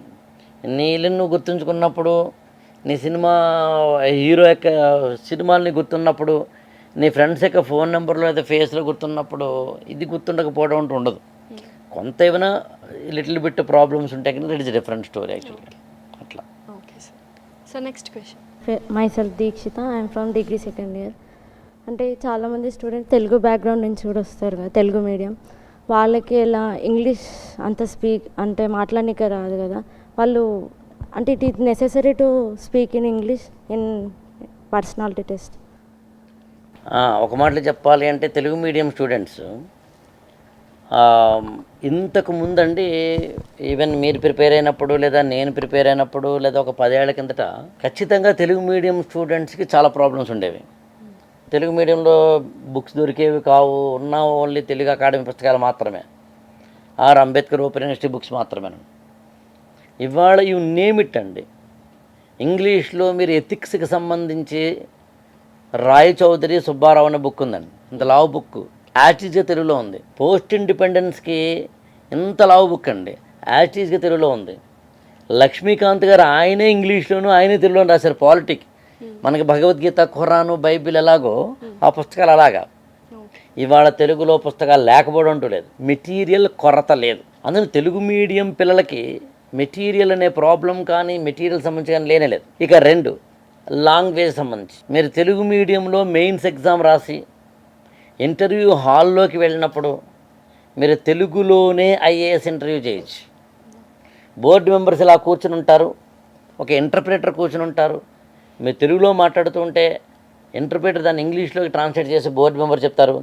బోర్డు మెంబర్ అడిగిన క్వశ్చన్ ఏదైనా ఉంటే దాన్ని ఇక్కడున్న ఇంటర్ప్రిటర్ మీకు తెలుగులోకి చెప్తారు. సాధ్యమైనంత వరకు బోర్డు మెంబర్లు, ఇందాకను కూడా మనకి డిస్కషన్ వచ్చింది, సార్ కూడా చెప్పారు, బోర్డు మెంబర్లు పాకిస్తాన్ నుంచి రాలేదు, మన ఇండియా నుంచి వెళ్ళటం లేదు. వాడు మన శత్రువులు కాదు, మనల్ని ఎంకరేజ్ చేస్తారు. మనకి మధ్యలో చెమట వచ్చేసి నోరు తడబడిపోతే వాటర్ కూడా ఇస్తారు. కూల్ బేబీ కూల్ అని అంటారు. కంగారు పడాల్సిన అవసరమే లేదు. అందుకని మీకు ఏమి ఇబ్బంది పడదు. ఇంగ్లీష్లో మాట్లాడడానికి వాళ్ళు ముందు ఏం చెప్తారంటే, సాధ్యమైనంత వరకు నీకు వచ్చిన ఇంగ్లీష్ మాట్లాడమ్మా అంటారు. ఒకవేళ నీకు వచ్చిన ఇంగ్లీష్ మాట్లాడుతుంటే ఇబ్బంది పడుతుంటే గో హెడ్ ఇన్ తెలుగు అంటారు. ఇది నా ఎక్స్పీరియన్స్ అండి. నేను 1999 మే 12వ తారీఖున మధ్యాహ్నం 2 గంటలకి ఐఏఎస్ ఇంటర్వ్యూకి వెళ్ళాను. నేను తెలుగు మీడియంలో ఎగ్జామ్ రాశాను, తెలుగులోనే నేను ఇంటర్వ్యూ చేశాను. సరే, నాకు ఐఏఎస్ ర్యాంక్ రాకపోవచ్చు, ర్యాంక్ రాకపోవడానికి మీడియంకి సంబంధం లేదు, నాకు వచ్చిన ఇతర మార్క్స్ దానికి సంబంధించింది. కంఫర్టబుల్గా చేశాను కాబట్టి అదేం లేదు. కానీ ఎంత కాదనుకున్నా ఈ జనరేషన్లో ఉన్న మీరు ఇంగ్లీష్ నేర్చుకోవడం అనేది మంచి పద్ధతి. తెలుగు మాట్లాడగలిగి ఉండాలి, ఇంగ్లీషు కూడా మాట్లాడగలిగి ఉండాలి. ఇంగ్లీషు రాదేమో, దానివల్ల ఐఏఎస్ రాదేమో అనే ఇన్ఫీరియారిటీ కాంప్లెక్స్ వద్దు తప్ప, ఫంక్షనల్ ఇంగ్లీష్ మాత్రం, వర్కింగ్ ఇంగ్లీష్ మాత్రం మాట్లాడే ప్రయత్నం చేయండి. ఇంగ్లీష్లో మాట్లాడగలిగితే బెస్ట్, మాట్లాడలేకపోయినా మట్టి నుంచి వచ్చిన మీరు ఖచ్చితంగా ఐఏఎస్లో అవుతారు. So English is just a language, అంతే, అంతకుమించి ఏం కాదు. So next question. Sir, myself Sumia. Sir, first of all, I have two doubts. First thing is, nowadays what I have seen is most of the aspirants who are just preparing for 1-2 years are getting into service, but who are keeping their time 2-3 years, their time into service are not civil services preparation, they are not getting into service. What is lacking in them? And second question, sir, if we after getting into service, if we have two situations which are creating hurdles in the society, that should be cleared by our presence. Which situation first we should take into our thoughts? Second మీరు first చెప్పండి, first second నేను చెప్తాను. You are there to serve the people. So what is good for the people, what is good for the society, you must convince yourself. Yes, I need to do this. They are here, I have to take them to this place. What is the gap? How to bridge the gap? What decisions I should take? And it involves how much of manpower, how much of money, how much of material. You must be able to evaluate all these things. Then where do I get them? Is the budget provision is there, or can I have some other source? All those things. Then you must be able to do the thing. I will give you an example. I was Collector Krishna. There were 19 junior colleges. Junior colleges you all know because you must have just come out of that. So 19 junior colleges started by government, not private junior colleges like Chaitanya or Narayana. These junior colleges are spread over the entire district, and most of the colleges will have more number of girl students than boys. You know why? Parents, they are ready to spend money on boys to send them to Chaitanya, but they are just thinking the girl has passed 10th class, so the nearest junior college is available, let us send her there, otherwise she will not keep you happy. So girl students, most of them, they are in the junior colleges run by the government, and unfortunately government with a good intention started junior colleges, but there is no provision for desks. So even those girls who are in 15-16 years age, or a small number of boys also, they have to sit on the floor, and they have to attend the classes, and even exams also they have to sit on the floor and write. You can jolly well imagine how difficult it is. Speed of the writing and all those things matter if you are sitting on a very inconveniently on the floor and write. If you have a desk and all those things, it will be easier and comfortable. So in these 19 colleges, I found when I was there that there are no desks for the students studying junior and senior intermediate, whereas when we come across the convent schools, even the LKG, UKG people will have beautiful benches and all those things for the kids. They must be hardly 3 years or 4 years old. So that is where the decision has to be taken. Do something, because this is for want of money, for want of budget, these children do not have the good facility to write exam, to sit comfortably. I decided to provide them come what may. Now what I did is I searched for the money. Then I found there is one unused budget in one department. That department is supposed to spend the money, instill skills, basic skills for the employment. That department has got skill development అంటారు చూసారా. Skill development అంటే plumber, electrician are motor mechanic or something like that. These things, if you train them for 3 months, they will have some employment and they can make their own earnings. So that type of budget was available in about 65 lakhs. It is lying there. That was somehow that was not used. So what I did is I called these junior colleges as skill development institutions, and I coupled this 65 lakhs to these junior colleges. I passed orders, and all 19 colleges were given 7,750 desks. Each desk can accommodate 4 people. The idea is, when there is a will, there is a way. And I have not misused. I only found some way. I only said, nobody can question me. I just said it is junior college come skill development institution, and it is a government college, and jolly well I provide, I exhausted the 65 lakhs, and all those girls happily they were sitting in the desks and writing their exam and learning, and comfort level goes up. So what I mean to say is, society needs your intervention to provide some solution for problems if there are any. Which is the problem? How to solve it? How to find the best solution for a problem in the society? Whether it is food supplies, or whether it is education, or it is health problem, or connectivity, roads, bridges, etc. So many things are there. You need to think about the problem, you need to think about the requirement, and then try to do that. మీరు అడిగిన first question, కొంతమంది ఇలా వస్తారు, చక్కగా 2 ఏళ్లలో IAS అయిపోతారు, ముస్సూరికి వెళ్ళిపోతారు, మిగతా వాడు 3 ఏళ్ళు 4 ఏళ్ళు సూర్యమంటే ఇక్కడే ఉంటారు. సింపుల్ ఈక్వేషన్ చెప్తున్నాను. ఐక్యూ, ఈక్యూ, హెచ్క్యూ అనే 3 పదాలు గుర్తుంచుకోండి. ఐక్యూ అంటే ఇంటెలిజెన్స్ కోషెంట్, నీకెంత మేధా సామర్థ్యం ఉంది. ఈక్యూ అంటే ఎమోషనల్ కోషెంట్, నువ్వు నీ ఎమోషన్స్ని ఏ విధంగా హ్యాండిల్ చేయగలుగుతున్నావు. మూడవది హెచ్క్యూ అంటే హార్డ్ వర్క్ నేచర్, నువ్వు ఎంత హార్డ్ వర్క్ చేస్తున్నావు. మీరు పదాల దగ్గర ఆగిపోకండి. హార్డ్ వర్కా, స్మార్ట్ వర్కా, ఇంకొక వర్కా, ఇన్ జనరల్ మాట్లాడుతాను. అంటే సివిల్ సర్వెంట్ అవ్వాలని అనుకుంటే నీకు బ్రెయిన్ కెపాసిటీ ఎక్కువ ఉండి నీకు హార్డ్ వర్క్ నేచర్ తక్కువ ఉన్నా పర్వాలేదు. ఒకవేళ కనుక నువ్వు హార్డ్ వర్క్ నేచర్ ఎక్కువ పెంచుకోవాలి ఎప్పుడంటే నీ ఐక్యూ లెవెల్ తక్కువ ఉంటే. ఈ ప్రతి సెల్ ఫోన్కో, ప్రతి ల్యాప్టాప్కో ఎలాగైతే కాన్ఫిగరేషన్ ఉంటుందో, మ్యానుఫ్యాక్చరింగ్ కాన్ఫిగరేషన్ ఉంటుందో, నీ బ్రెయిన్ కూడా ఉంటుందని డిసైడ్ అవ్వు. తాబేలు, కుందేలు పోటీలో నిలబడినప్పుడు నేను ఈజీగా పరిగెత్తగలనుకున్న కుందేలు అక్కడే ఉండిపోయింది.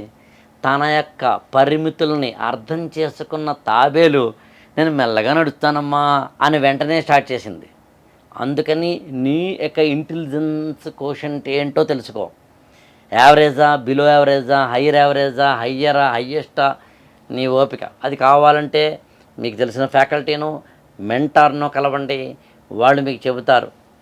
తర్వాత దాని ప్రకారం కాంపెన్సేట్ చేయండి హార్డ్ వర్క్ తోటి, అంటే ఎమోషన్స్ని. అందుని ఎవరైతే ఈ మూడింటిని బ్యాలెన్స్ చేసుకుంటున్నారో, తెలుసుకుంటున్నారో, తెలియపడుతున్నారో వాళ్ళు తొందరగా ముస్తూరు వెళ్ళిపోతున్నారు. మిగతా వాడు కొంచెం లేట్ అవుతుంది. అందుకని మీరు ఫస్ట్ చేయాల్సిన పని ప్రిపరేషన్లో వాట్ యామ్ ఐ, నేను ఎవరిని, హూ హూ యామ్ ఐ, నాకేమిటి అసలు అనేదాన్ని తెలుసుకునే ప్రయత్నం చేయండి. కానీ వన్ థింగ్ ఈజ్ ష్యూర్, వీటిలో 33 అంటాను నేను. అంటే హార్డ్ వర్క్ కోషంట్ ఏమో 33% అయితే, ఈక్యూ ఏమో 33% అయితే, ఐక్యూ 33% అయితే 99 అయ్యింది. ఇంకా 1 మిగిలింది. మరి అది ఎక్కడుంది? గూట్లో ఉందా? చూద్దాం. అందుని మీరు ఏ కారణం చేతనైనా హార్డ్ వర్క్ ఏమో 43 చేస్తే ఇంటెలిజెన్స్ 23 ఉన్నా పర్లేదు అనమాట. అంటే నా ఉద్దేశం, what I want to convey. అలా ఇది ఇంటెలిజెన్స్ ఏమో మీకు 83 ఉంటే మిగతా తక్కువ చేసినా పర్లేదు, మొత్తం మీద 99 మాత్రం కవర్ అవ్వాలి. ఆ లాస్ట్ 1 ఏం తెలిసిన, మామూలుగా అయితే జనరల్గా దాన్ని లక్ అంటారు, నేను నమ్మను అలాంటి వాటిని. కాబట్టి నేను ఏమంటానంటే కోఇన్సిడెన్స్ అంటాను. ఆ ఏడాది అనుకోకుండా నువ్వు వెళ్ళిన ఇంటర్వ్యూ బోర్డులోనూ, నువ్వు రాసిన ఎగ్జామినేషన్లోనూ, ఇవాళ మనం మాట్లాడుతున్న సమయానికి ఎగ్జామ్ జరుగుతున్నాయి. ఐ థింక్ జిఎస్ పేపర్స్ అయిపోయినాయి, ఆప్షనల్ ఎల్లుండ ఆదివారం ఉందండి. అసలు ఫస్ట్ జిఎస్ పేపర్ 1 చూస్తే ఆశ్చర్యపోతాం. జిఎస్ పేపర్ 1లో మన వచ్చిన క్వశ్చన్ ఏంటండి, మ్యారేజ్ అనేది ఈ మధ్యకాలంలో మటాష్ అవుతోంది, కారణం ఏంటని అడిగాడు. యాక్చువల్గా మామూలు క్వశ్చన్లు అనిపిస్తుంది, కానీ సివిల్ సర్వీసెస్లో అడిగాడు. అలాగే పిల్లలు ఈ మధ్య మొబైల్కి ఎడిక్ట్ అవుతున్నారు, వాళ్ళని ఎలా కాపాడుకోవాలని అడిగారు. అంత జనరలైజ్డ్ క్వశ్చన్స్ అడిగారు. అంటే దాని అర్థం జనరలైజ్డ్గా ప్రిపేర్ అవ్వమని కాదు, క్వశ్చన్ ప్యాటర్న్ నీకు అప్పుడప్పుడు సూట్ అవుతూ ఉంటుంది. నువ్వు తీసుకున్న ఆప్షన్లు ఆ ఏడాది సూట్ అవుతూ ఉంటుంది. ఆ 1 పక్కన పెట్టేద్దాం, 99 గురించి ఆలోచించమంటాను నేను. అందుకు నిన్ను నువ్వు తెలుసుకుంటే తొందరగా సివిల్ సర్వెంట్ అయిపోతావు. Sir, this is Samba. నా క్వశ్చన్ ఏంటంటే, ఒక ఐఏఎస్ ఆఫీసర్ తను లీగల్గా కరెక్ట్ అయినా ఎథికల్గా రాంగ్ అయినప్పుడు ఇలాంటి సిచ్యువేషన్స్ని ఎలా ఫేస్ చేయాలి? Fantastic questions. లీగల్గా రైట్, లీగల్గా కరెక్ట్ కానీ ఎథికల్గా తను రాంగ్, ఇలాంటి సిచ్యువేషన్ని తను ఎలా ఫేస్ చేయాలి? Some kind of hypothetical question లాగా ఉంది సార్. ఎక్కువే I don't know. I never got that type of question. ఒకవేళ వస్తే మీకున్న ఎక్స్పీరియన్స్ ప్రకారం ఏదో ఒక ఎగ్జాంపుల్ చెప్పగలవా? మరి అంటే నువ్వు లీగల్ ఎథికల్ అన్నావు, కానీ ఏంటి ఎలాంటిది?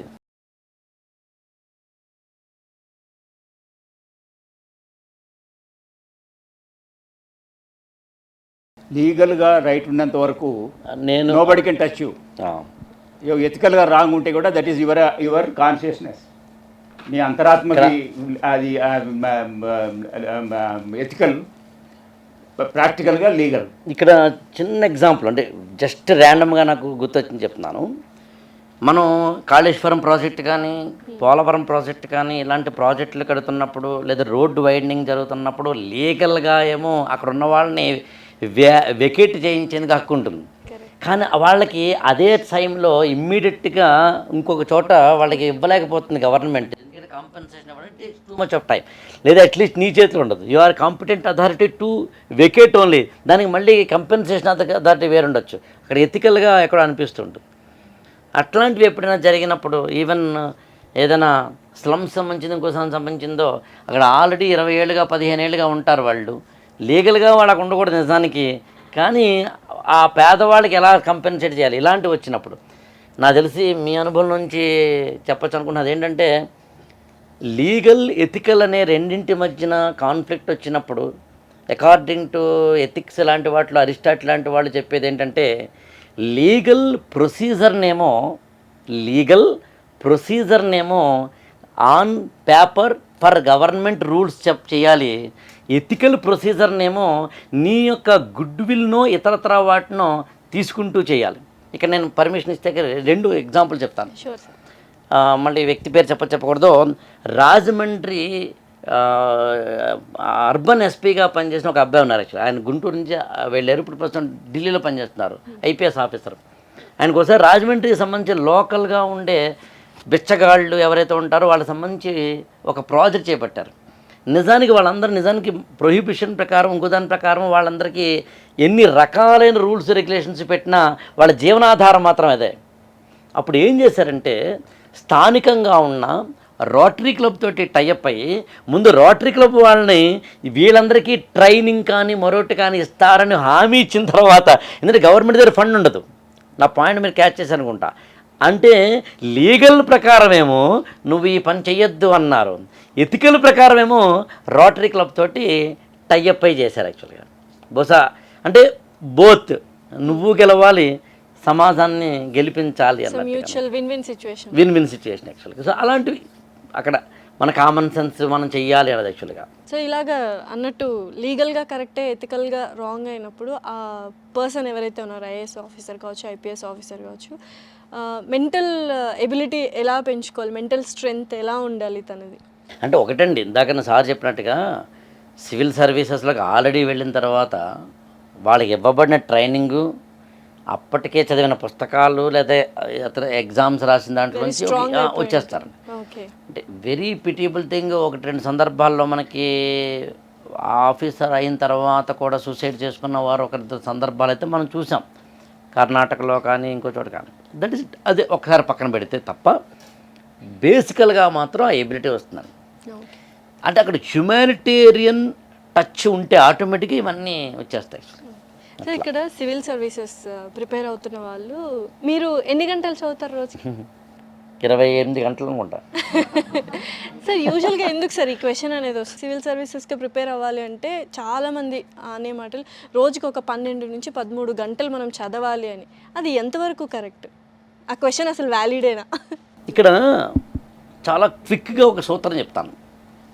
ఎన్సీఆర్టీ పుస్తకాలు ఉంటాయి, అట్లీస్ట్ ఒక 15 నుంచి 20 పుస్తకాలు చదవాలి. లక్ష్మీకాంత్ అండ్ అదర్ బుక్స్ అని కొన్ని ఉంటాయి, అవన్నీ కలిపి ఒక 7 పుస్తకాలు చదవాలి.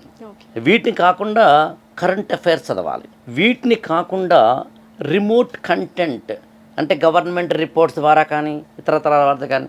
ఉదాహరణకి మన వాళ్ళు మాట్లాడిన సమయానికి ఒక 1 month బ్యాక్ సుప్రీంకోర్టు ఏ పదాలు వాడాలో ఏ పదాలు వాడకూడదు, ఉదాహరణకి హౌస్ వైఫ్ అనే పదం వాడకూడదు, హోమ్ మేకర్ అనే పదం మాత్రమే వాడాలంటూ కొన్ని ఇచ్చి డేటా అలాంటివి అప్పుడప్పుడు వచ్చినవి. ఇప్పుడు ఇన్ని రకాలుగా ఉన్నప్పుడు తన ఎబిలిటీని బట్టి వీటన్నింటినీ కాస్త అటు ఇటుగా 9 months నుంచి 10 months మధ్యలో కనుక కంప్లీట్ చేసుకోగలిగితే the very first phase of preparation పూర్తవుతుంది. సో క్వాంటిటీ అనేది ఎక్కువ ఉంటుంది కాబట్టి క్వాంటిటీ ఎక్కువైతే రోజుకి ఎక్కువ గంటలు పెట్టి 9 monthsలో పూర్తి చేయి. నా ఎబిలిటీ ఎక్కువ ఉంది, క్వాంటిటీ ఇలాగే ఉంటుంది, కానీ నేను 9 months చదవాలి, తక్కువ టైం చదువుతాను. యావరేజ్ స్టూడెంట్ రోజుకి 7 to 8 hours అయితే సరిపోతుంది. ఏది ఒక్కరోజు కూడా మిస్ కాకుండా. అంటే 9 నెలల పాటు అంటే 270 రోజులు యావరేజ్న రోజుకి 7 నుంచి 8 గంటలు చదవాలి. ఓ రోజు నువ్వు 10 గంటలు చదివితే ఇంకో రోజు 4 గంటలే చదువు. ఈ 3 అక్కడ కంపెన్సేట్ అయింది కాబట్టి. ఓ రోజు నువ్వు 12 గంటలు చదివితే ఇంకో రోజు నువ్వు 3 గంటలే చదువు, కంపెన్సేట్ అయింది కాబట్టి. కానీ చాలామంది ఇంటర్వ్యూలు అంటే ఆఫ్టర్ అయిపోయిన తర్వాత ర్యాంక్ వచ్చిన తర్వాత వీళ్ళు ఇచ్చే ఇంటర్వ్యూలు మాత్రం ఎలా ఉంటాయంటే నేను రోజుకి 20 గంటలు కష్టపడ్డానని. కష్టపడ్డాడు ఏది మొత్తం ఎంటైర్ లైఫ్లో ఒకరోజే, ఏదో ఒక రోజు అనుకోకుండా ఆ రోజున 15 గంటలు కష్టపడితే దాన్ని మాత్రమే చెప్తారు. జనరల్ అయితే ఇది యాక్చువల్గా. ప్రభాకర్ గారు మీరు ఎన్ని గంటలు చదివేవాళ్ళు ఐఏఎస్ క్రాక్ అవ్వడానికి? నేను అదే ఇది చాలా ఓల్డ్ కదా. ఏ ఇయర్ సార్ మీరు ఎంటర్ అయింది సర్వీస్లోకి? నేను యాక్చువల్గా డైరెక్ట్ రిక్రూట్గా స్టేట్ సర్వీస్ నుంచి వచ్చింది. Okay. So 77. Okay. My seniority is 91 IAS. So నేను 8 hours చదివాము, 9 hours చదువుతాం, కానీ అది కోచింగ్ ఇచ్చేవాళ్ళకి తెలుస్తుంది, నాలాంటి వాడికి తెలియదు. Next any further questions? Good afternoon sir, my name is Deepak. So అందరూ ప్రిపరేషన్లో ఉన్నప్పుడు different types of schemes and పాలసీస్ని ఇంప్లిమెంట్ చేయాలనుకుంటారు కదా సర్వీస్లోకి వచ్చినాక. సో అలా మీరు అనుకొని సర్వీస్లోకి వచ్చినాక ఇంప్లిమెంట్ చేసిన ఏమైనా స్కీమ్స్ మొత్తం షేర్ చేసుకోగలరా? నేను ఏది ప్రీఫిక్స్ చేసుకోలేదు. నేను ఒకటి ఫిక్స్ చేసుకున్నా. Becoming an IAS officer is my target. Becoming a collector of a district is my second target. If you both this happen, sky is the limit for you and decide అయిపోయినా. ఎందుకంటే I already saw what is happening in the administration. And it so happened in India, you find this institution of collector. I found no similarity, no similar job anywhere in the world. And a collector can do absolutely anything, absolutely. There are no limitations. That is what my feeling was, and I did so. I was collector for 2 districts. 3rd district also is there, but for little time. In 2 districts, 4 years. 2 or 3 years is the full-time job. Both the places I was there for 2 years and 2 years, and I utilized fully. And one example is that when I left Krishna district, that my second district, I emptied all the monies available in the budgets which was lying there for more than 10, 20, 30 years. So my target was, when there is money, spend it. Most of the time, we worry about the rules. We worry about the, again, another example I will tell you, because how a collector, the institution of collector can do. In Krishna district, it is, there is a long coastal area. You know Krishna district? Anybody from that area? Coastal area? Guntur. So Guntur, Krishna and adjoining district. They have the coastal area. And in coastal area, cyclones are very common. Cyclones during monsoon time, and cyclones also do lot of damage in the coastal area. One of those damages, massive damage occurred in 1977 when there was Uppena ani ఒకటి వచ్చిందన్నమాట. The sea came into the land, onto the land, and only in Krishna district nearly 10-20,000 people died in one night. అది దివిసి ముప్పై అంటే తర్వాత Division, same. So this flooding took place, and nobody knows how it came, and it just happened, and there were massive dead bodies all over. Because in coastal area, it is a rich area, fertile area, the density of the population will be very high, unlike in rest of the places like Anantapur or Kadapa. The density of population will be very low compared to coastal area, which is rich and agriculture wise prosper area. So that's the reason why maximum number of people died. There were a lot of studies all over the entire world was looking at this. Why this happened? It never happened earlier. Will it happen again? All those things. And there were so many studies, so many PhDs, so many dissertations, so many things happened. One conclusion was, had there been cyclone shelters, there would not have been so many deaths. Cyclone shelters means when people know that now, because you know you have radars, you have satellites, you have all those things, you can minute to minute tracking of the things can be done. But nearly 45 years back, 46 years back, so much of technology was not available to know what is the impact and what is the intensity of the cyclone that's going to be there. These cyclone shelters had been there. The people would have climbed into that. Cyclone shelter means a bit higher level buildings, so that people can go there and then live there. And after this receding of the water, they can come back and go for their regular things. So cyclone shelters were kattalani cheppi. There were massive money flow, and there were donations from various organizations from all over the world, all those things. So cyclone shelters were built. Ground floor was meant for the cattle. First floor is meant for the people to stay. Children, women and men can climb up and stay there till the receding of the water or cyclone. So the cyclone shelters were built all along the coast. And believe me, after construction there was no cyclone of that intensity, and nor these cyclone shelters were used anytime. And the shrub growth was there. Mulla chetlu, kampa chetlu chesinayi, they became useless. When I went there, when I was in Krishna, 5 crore rupees was lying there. That was meant for cyclone relief, flood relief, or whatever. It is in the name of the collector lying there, and it is only multiplying, because when you keep it money in the bank, people pay the interest also. So by the time I was there, 77, I was there in 2003. I found there is some 5 crores lying there idle. Nobody was touching it. That is meant for cyclone relief. They just don't know how to use it. I exhausted it. You can ask me how. 5 crore rupees, just like that I consumed. What I did is, you all know that the poor people in Andhra, I don't know about elsewhere, by combined Andhra Pradesh, Telangana or Andhra Pradesh, the children of SC, ST, BC families are provided free accommodation and free hostel facilities and food in the welfare hostels. You all know, have you seen any of them? So government provides budget for starting of the welfare hostel. The welfare hostels, quickly they have to be started. So what they do is, they start in any private building. Private building, they take on rent and put some 50, 100 girls or 50, 100 boys, or school going boys or intermediate school, all those people, and you stay there.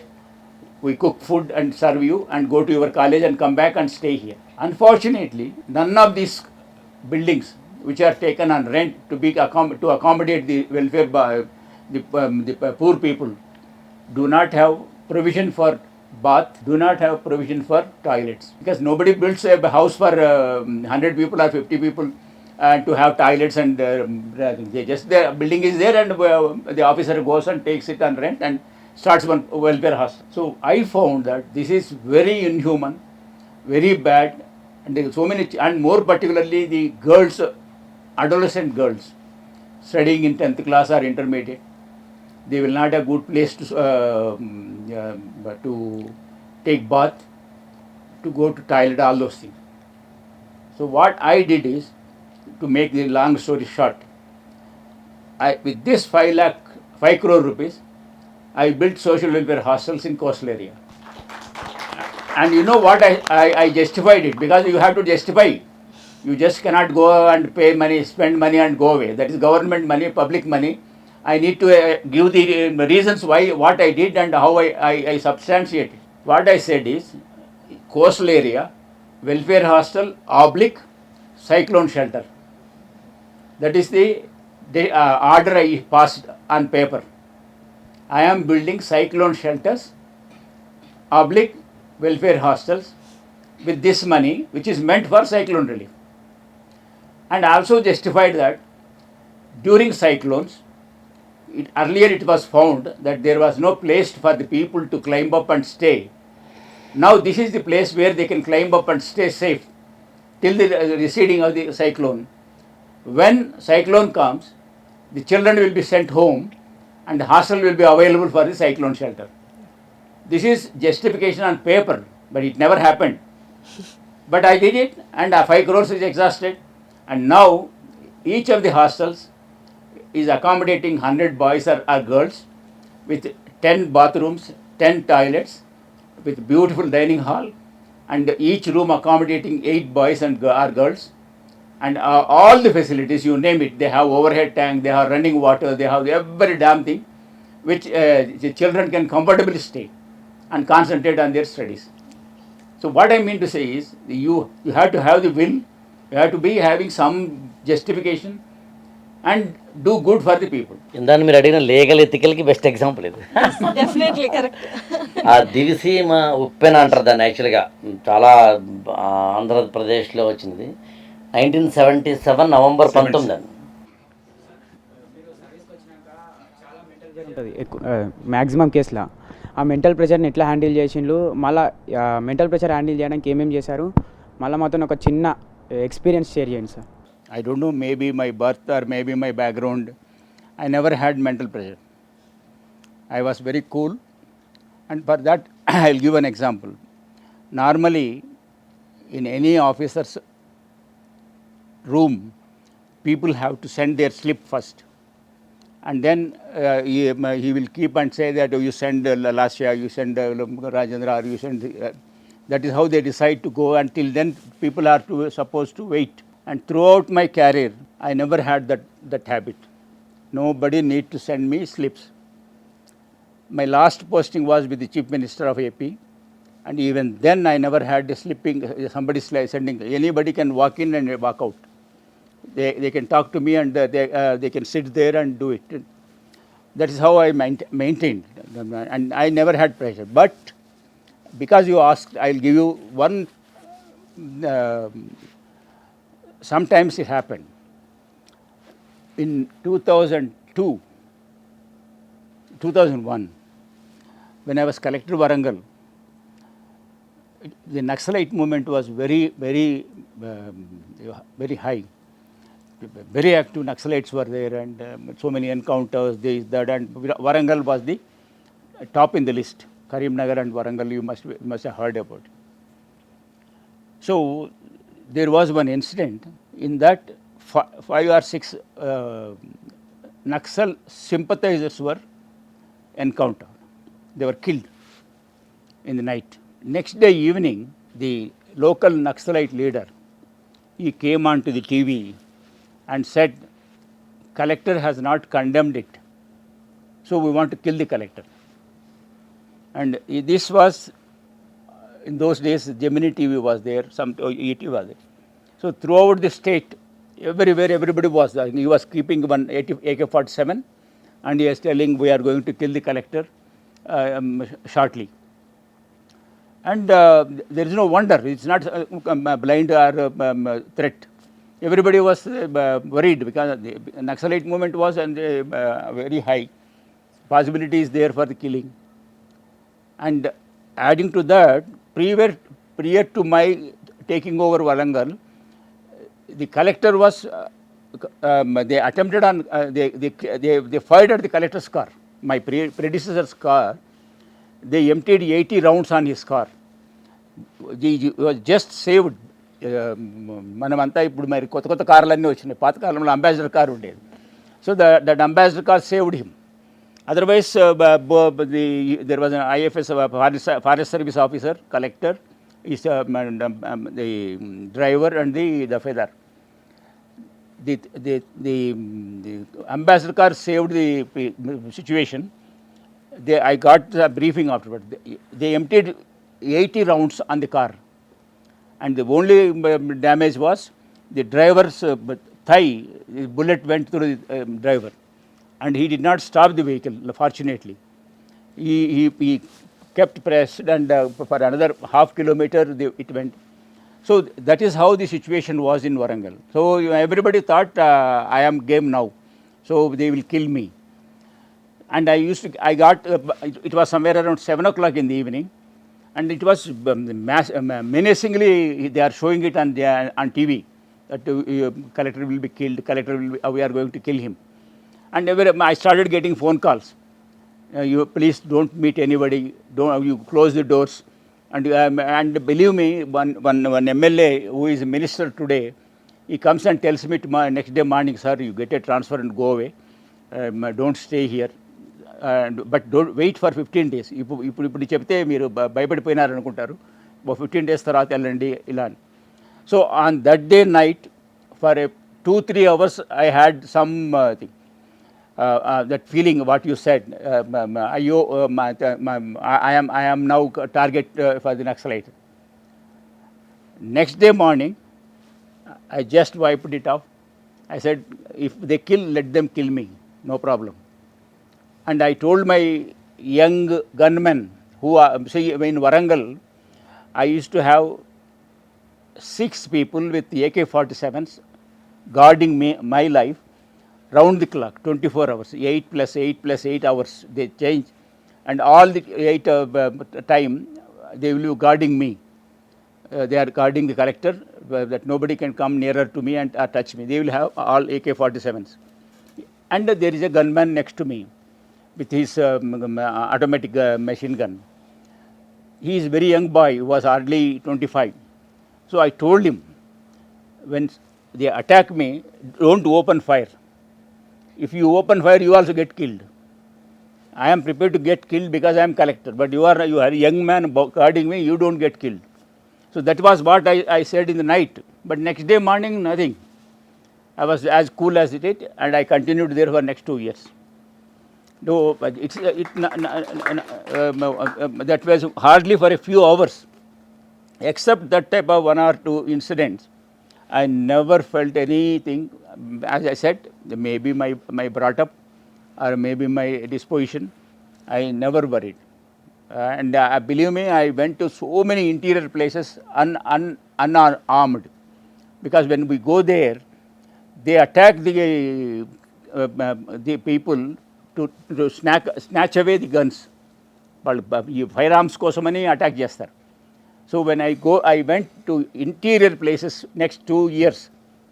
When I go like that, I go unannounced and I go without arms. I don't take any this 8 AK-47s or gunmen, nothing. I just sit and my driver and the feather, we just go, and I visited so many places. Next day morning they see it in newspapers. that I was there, I was there, I was there, like that. But still, I could do so many things there. It's all, you can say even I am lucky. నాకు తెలిసి మీ questions అన్నీ వచ్చేసినట్టున్నాయి, answers అన్నీ, and ఒక కొత్త ఉత్సాహంతో వెళ్ళి prepare అవుతారు నాకు అర్థమైంది. Because such a wonderful and అనుభవజ్ఞులు మీకు చాలా డౌట్స్ని క్లారిఫై చేశారు అండ్ మీ అనుభవాల్ని షేర్ చేసుకున్నారు. అండ్ మీరు ట్రైనింగ్ ఇచ్చే వాళ్ళకే మళ్ళీ ఇంకాస్త ఇన్ఫర్మేషన్, నాలెడ్జ్ ఇచ్చారండి. So thank you so much, thank you students. And ఇదండి విజన్ వ్యూ కార్యక్రమం. మళ్ళీ ఇంకొక ఎపిసోడ్లో ఒక యూస్ఫుల్ అండ్ ఇంపార్టెంట్ టాపిక్ యంగ్స్టర్స్కి ఎలా ఉపయోగపడుతుందన్న టాపిక్తో మీ ముందుకు వచ్చేస్తాం. అంతవరకు సెలవు.